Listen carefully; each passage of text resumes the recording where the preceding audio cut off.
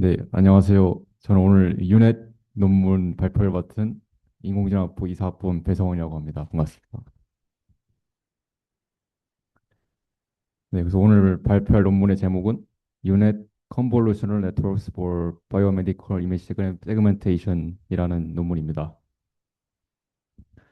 그래서 목차는 Introduction, Network Architecture, 그다음에 학습, 연구, 그다음에 결론, 마지막 레퍼런스 소개해드리면서 마치도록 하겠습니다.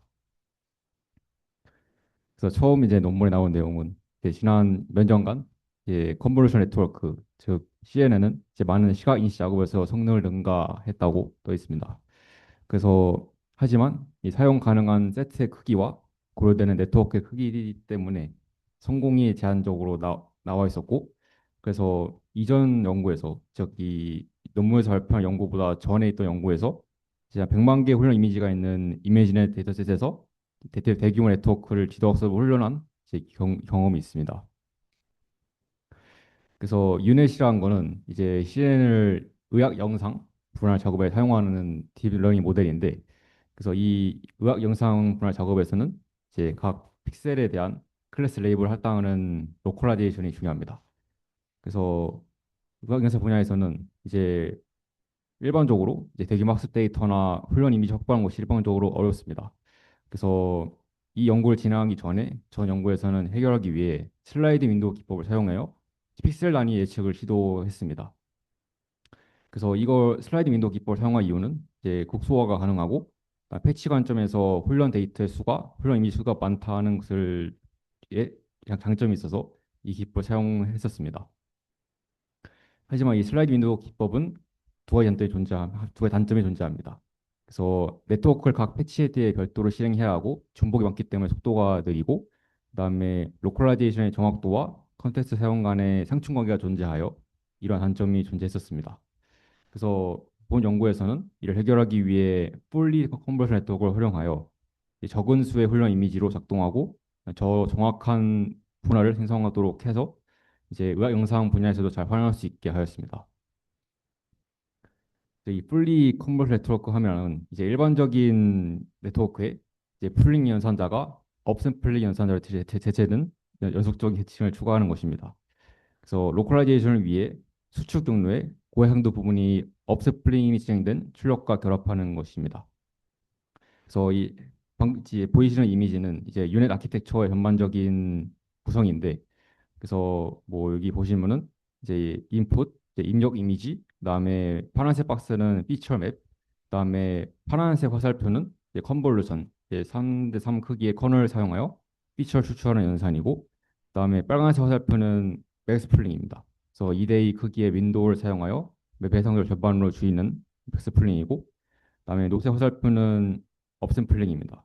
그래서 해상도를 2배로 늘리는 업샘플링이고, 그다음에 회색 화살표는 정확한 위치와 이미지를 의미를 결합하는 데 사용하는 이제 커피 앤 크랍이라는 이제 결합 요소이고, 그다음에 천록색 화살표는 이제 파이널 레이어, 이제 경로가 통과된 다음에 이제 1대1 레이어를 통해 각 픽셀의 클래스 확률을 출력하는 파이널 레이어입니다. 그다음에 이 모든 과정이 끝난 후에는 이제 이 마지막으로 출력이 됩니다.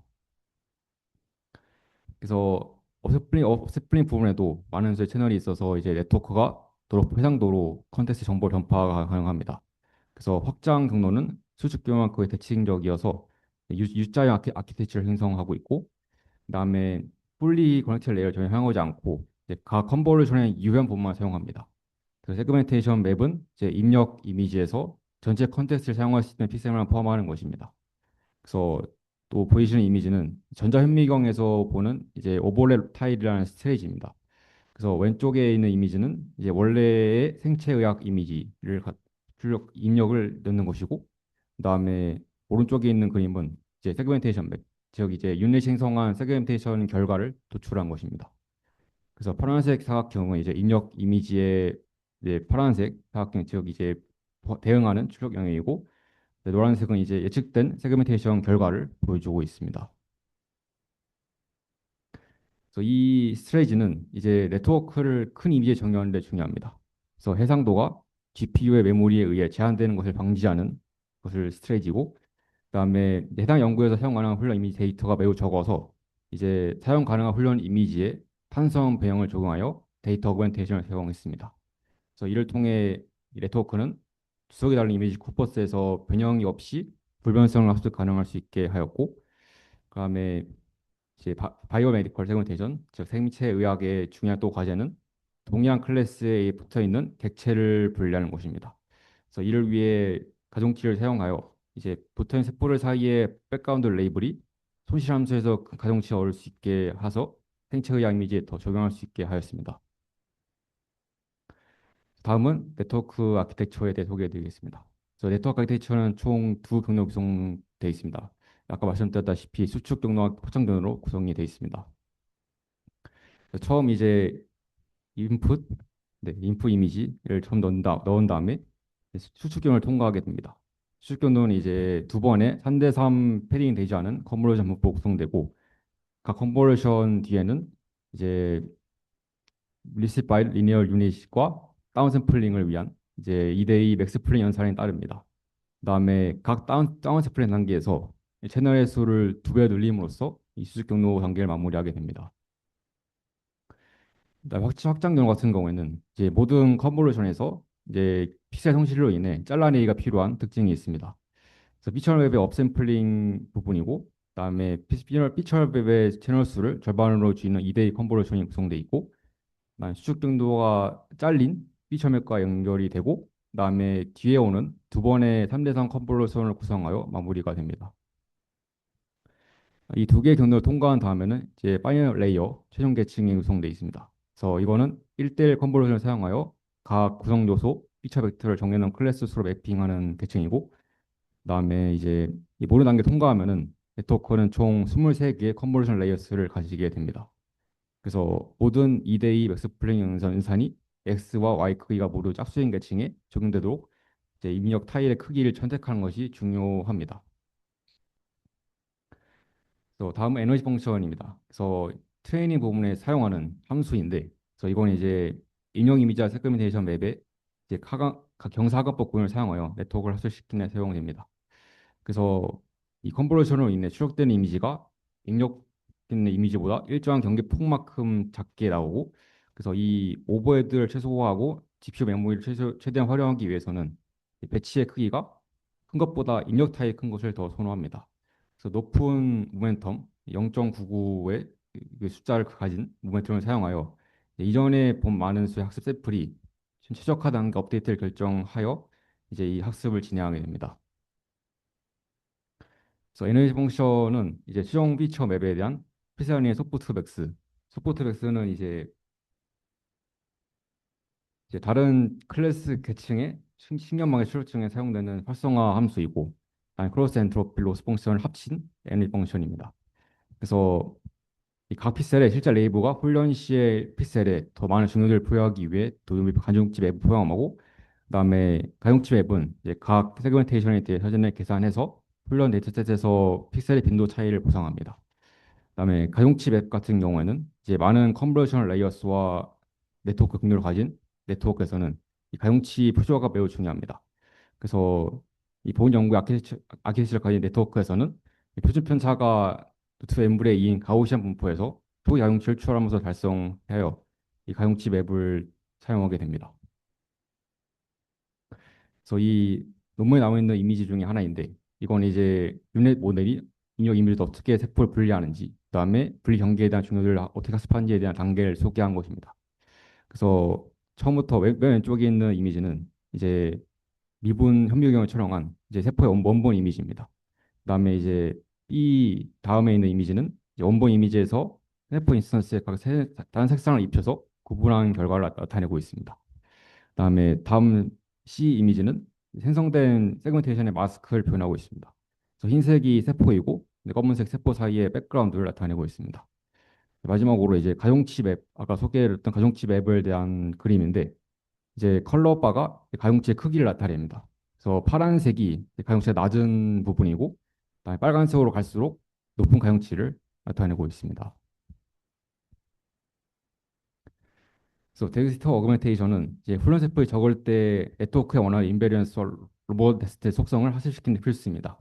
선명 이미지 같은 경우에는 그래서 이제 주로 이동 및 회전에 대한 인베런스와 이제 변형 및 회색값 변화에 대한 로버스트네스가 필요합니다.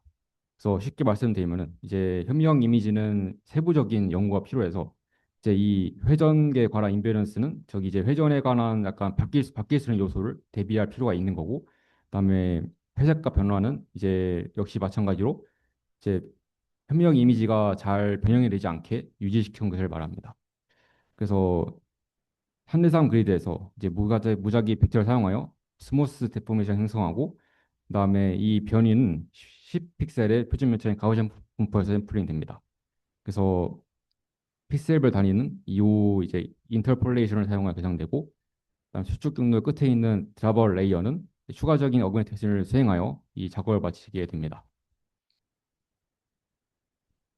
그래서 다음으로 실험에 관해 소개해 드리겠습니다. 이 실험은 총 두 가지를 진행했는데, 첫 번째는 이제 그 드라소피아라는 유충 이제 이미지를 갖고 왔는데, 이건 이제 유충 복부를 전자현미경으로 촬영된 30개 이미 세트를 사용하여 데이터를 먼저 학습했습니다.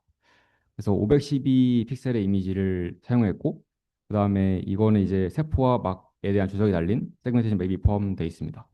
그래서 결과를 확인해 보시면은 이제 유넷 말고도 다른 알고리즘 사용하여 이제 실험을 진행했는데, 유넷은 이제 추가적인 사전 또는 사후 처리 없이 워핑 에러가 0.00352와 그다음에 랜드 에러가 0.038을 달성했습니다. 그래서 이는 이전 연구의 슬라이딩 컨볼루션 네트워크와 결과가 현저히 우수하고, 그다음에 랜드 에러 측면에서 더 나은 성능을 보이는 유일한 알고리즘은 이제 IDSI의 SCI밖에 없습니다. 그래서 이 뜻은 이제 유넷이 이제 생물의학에 관한 이미지를 학습할 때 매우 중요하게 작용할 수 있다는 점입니다. 다음은 이제 또 다른 연구 실험은 이 두 개의 데이터셋을 활용하여 실험을 진행했는데, 이제 첫 번째는 PHC2373 데이터셋은 이제 현미경 기록된 세포를 나타내는 것이고, 그다음에 DICHLA 데이터셋은 이제 현미경 기록된 유리 위에 HLA 세포를 기록한 것입니다. 이것도 마찬가지로 결과를 확인해 보시면은 이제 PHC2373 같은 경우에는 평균 IOU가 92%를 달성하여 이는 83%를 기록한 두 번째로 좋은 알고리즘보다 뛰어난 결과입니다. 다음에 DICHELA 같은 경우에는 77.5%를 달성하여 이도 역시 두 번째로 좋은 알고리즘보다 뛰어난 결과를 나타내고 있습니다. 따라서 유넷 딥러닝 모델이 이제 이런 생물학적 의학 이미지에서 매우 중요하게 그리고 잘 활용될 수 있다는 것을 보여주는 연구 결과입니다. 그래서 이것 마찬가지로 이미지는 이제 입력 이미지와 세그멘테이션 결과를 나타내는 이미지입니다. 그래서 A 이미지는 아까 말씀드렸던 PHC237 데이터셋의 입력 이미지이고, 그다음에 여기 B 이미지는 세그멘테이션을 진행한 결과를 나타내고 있습니다. 그다음에 C 이미지는 DICHLA 데이터셋의 입력 이미지이고, D 이미지는 역시 세그멘테이션을 진행한 결과를 나타내고 있습니다. 각각 이제 세포에 표현을 하고 있고, 그다음에 세포 경계선을 잘 표현하여 이제 입력 이미지를 잘 출력한 결과를 나타내고 있습니다. 그래서 결론을 말씀드리면은 이제 유닛 아키텍처는 이제 매우 다른 세그멘테이션을 응용 분야에서 매우 우수한 성능을 달성했습니다.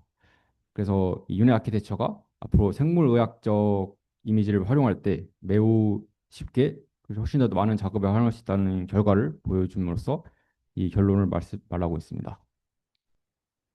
네, 끝으로 제가 활용한 이미지와 추가적인 정보를 활용한 레퍼런스를 말씀드리면서 네, 발표를 마치도록 하겠습니다. 감사합니다.